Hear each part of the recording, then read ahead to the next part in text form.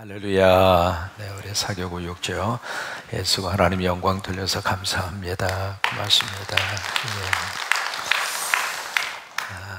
주의 이름으로 사랑합니다. 네. 특별히 오늘이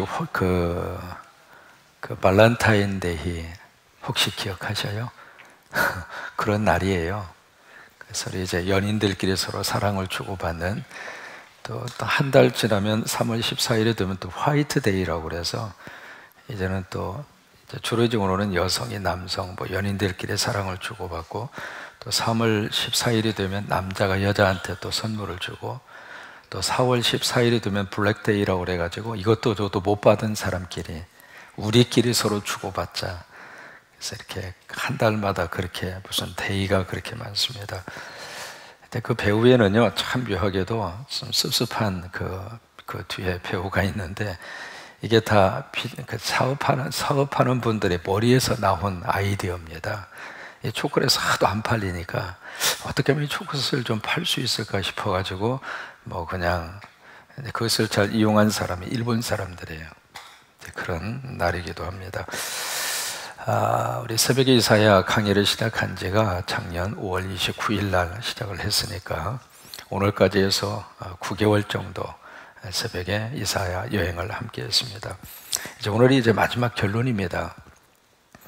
이 결론의 말씀을 주시면서 결론의 부분에 세 가지의 메시지를 주시고 있습니다. 첫째는 예수 그리스도의 재림을 다루고 있습니다. 이게 오늘 15절에 보시면은 보라 여호와께서 불에 둘러싸여 강림하시리니, 그 강림이라는 말이 오신다 그 말이에요. 이것이 모든 복음서의 결론이고, 또 하나 이것이 성경의 결론입니다. 그래서 계시록 마지막 22장 마지막 끝부분에 있어서도 보라 내가 다시 오리라, 그 재림으로 말씀을 하시잖아요. 그러니까 이것이 이제 복음서의 결론이고, 또 하나 사도행전을 시작을 할 때 사도행전 1장을 보시면 예수님이 이제 이 땅 위에서 부활하신 다음에 40일간 계신 후에 하늘 보좌 우편으로 올라가시는데 그 모습을 이제 제자들이 쭉 이렇게 지켜보고 있습니다.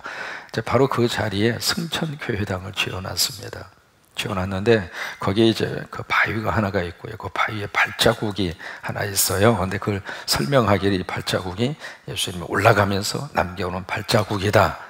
믿거나 말거나.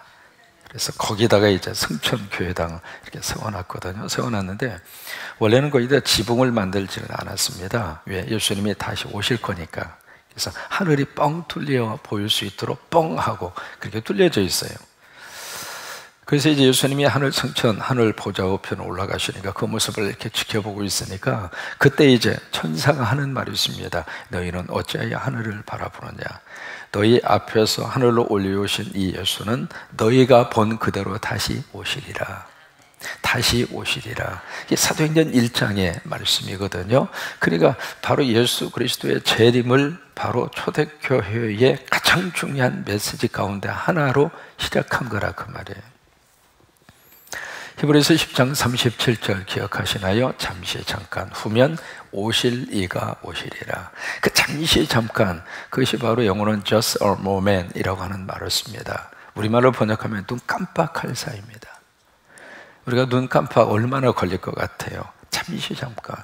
우리가 생각하는 것보다도 더 빠른 시간에 예수 그리스도가 이 세상에 오신다고 하는 거예요. 베드로서 3장 1절에서는 어떻게 표현하고 있는가? 도적같이 올 것이다. 어떤 사람은 그 말씀을 잘못 오해해서 예수님이 도둑놈이다. 도둑놈이라는 말이 아니라 도적같이. 여러분, 도적이 올 때 무슨 애고를 하고 옵니까? 불시불사.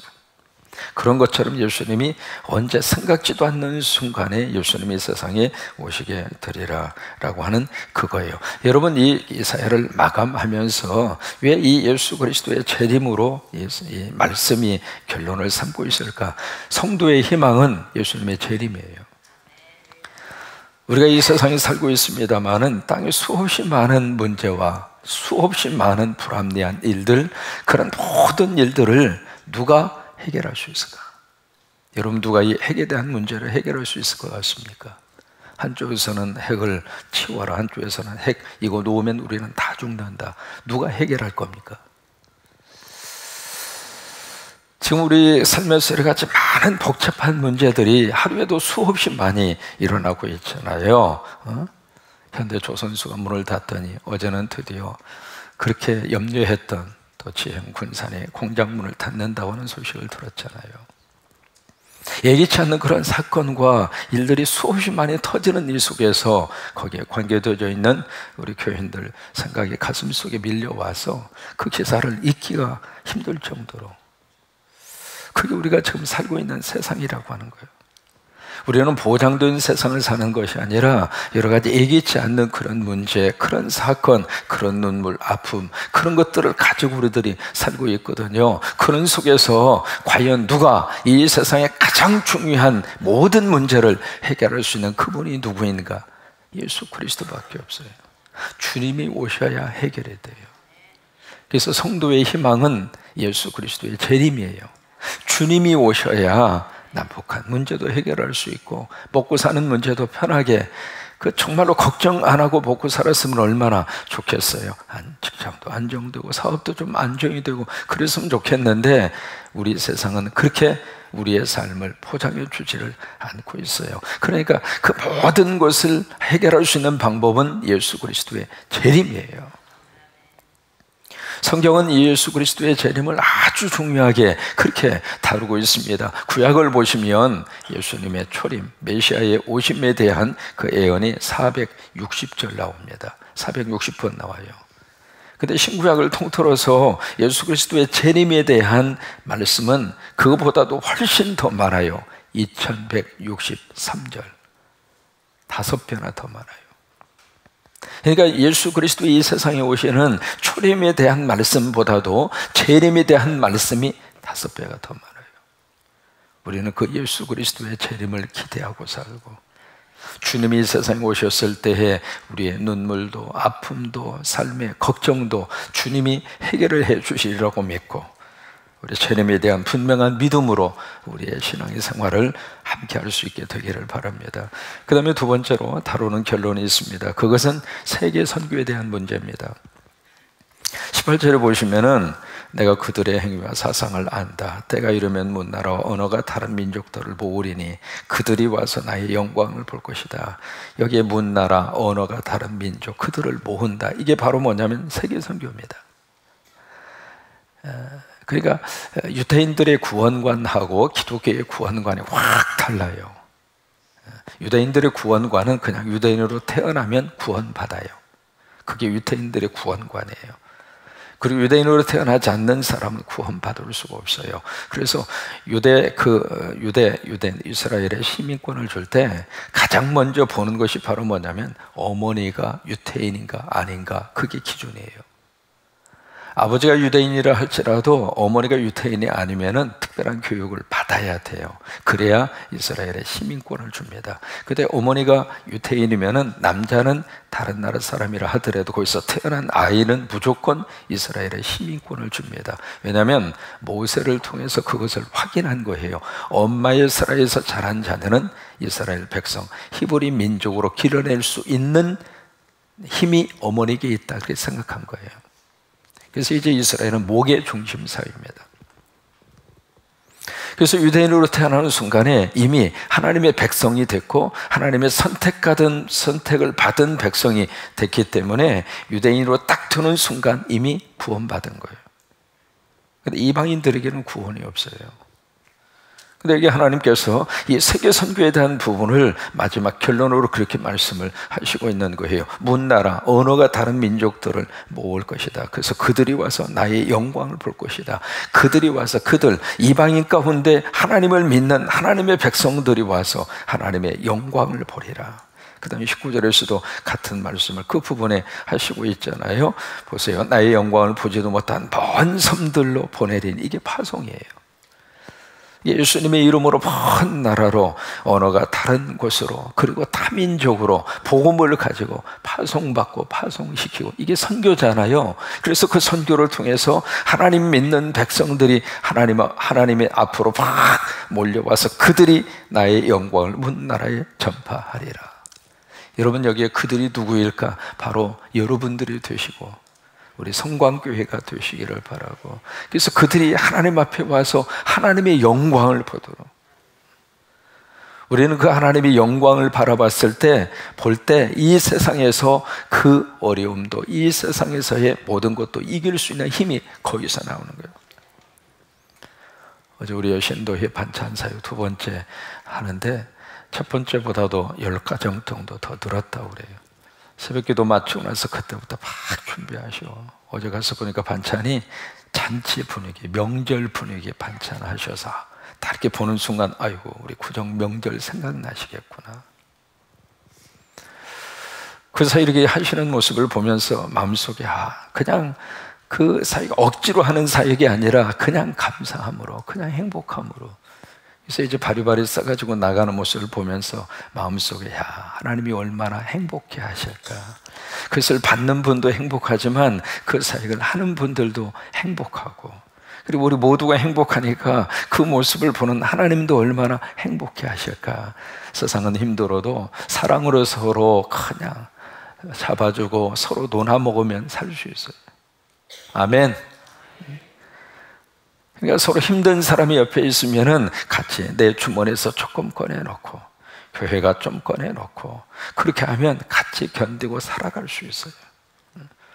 이제 그런 아름다운 모습이 어디서 나오느냐면, 너무 귀한 하나님의 영광을 바라보는 사람은 오늘 하루를 그렇게 살 수 있다고 하는 거예요. 그래서 그들이 나의 영광을 문나라에 전파하리라. 그 다음에 20절에 보시면 여호와가 말하노라. 여기 마지막 부분에 보시면은요, 여호와의 말이니라, 여호와의 말이니라, 이게 계속 강조해서 나와요.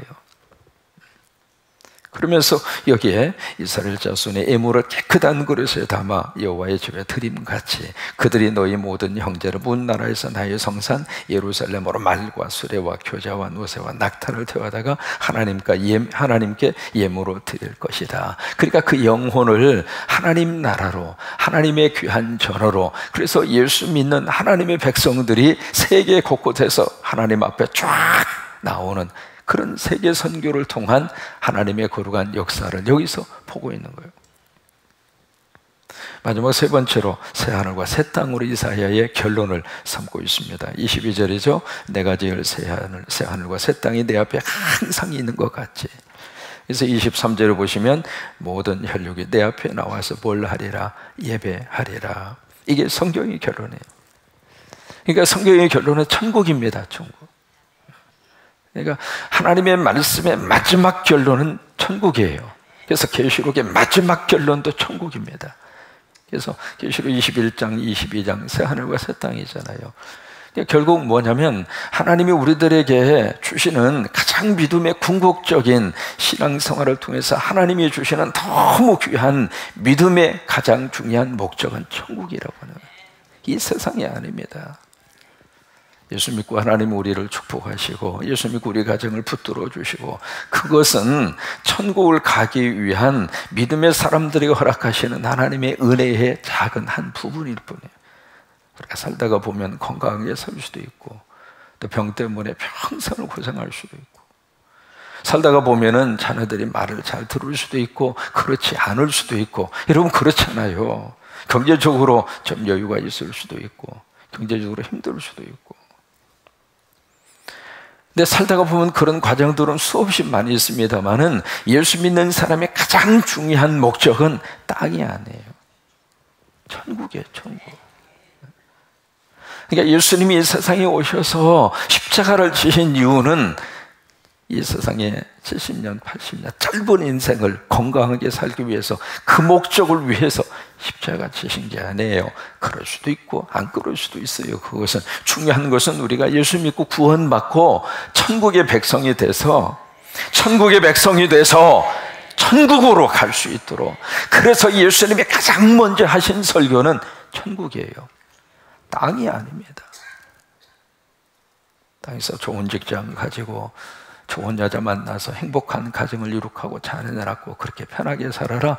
그것을 위해서 예수님이 오셔서 돌아가신 게 아니에요. 예수님의 십자가의 가장 중요한 목적은 어떻게 해서든지 죄악 많은 이 세상에서 죄로 인하여 가슴앓이하고 아파하고 고통하는 그 백성들을 십자가에 거룩한 은혜로 깨끗이 씻으셔서 정결하게 만드셔서 구원의 세마포를 입혀서 어떻게 하면 천국으로 데려갈까?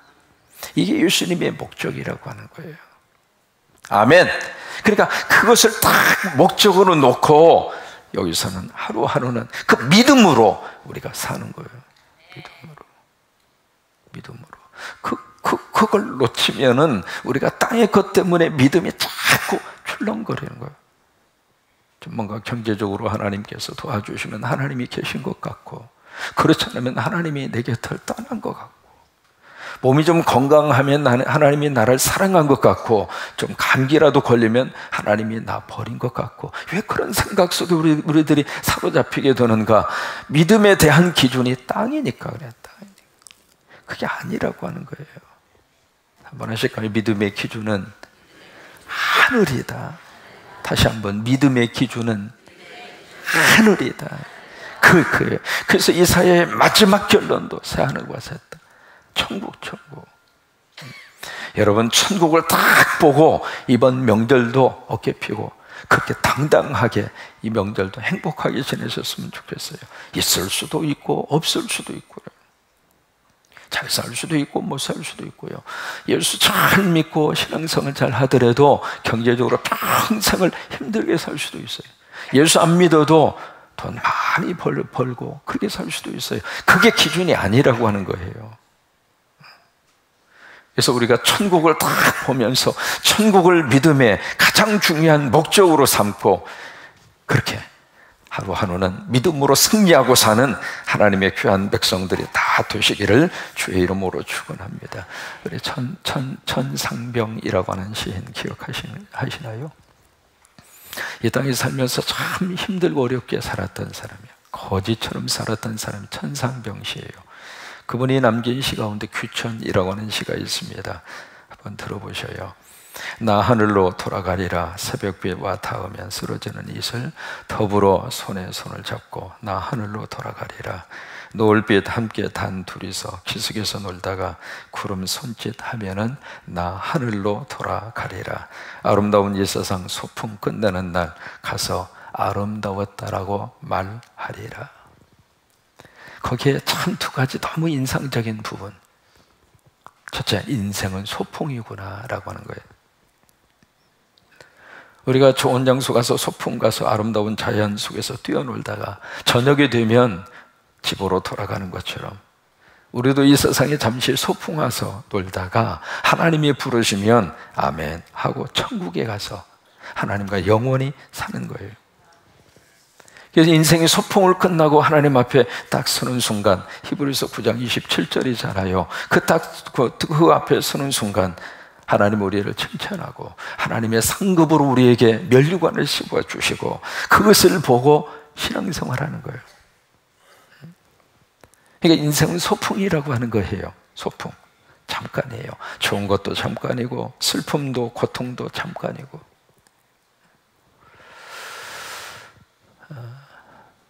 그러니까 우리가 세상을 위해서 시간과 물질 쓰는 사람들이 아닙니다. 우리는 하늘을 위해서 시간도 쓰고 물질도 쓰고 그런 사람들이에요.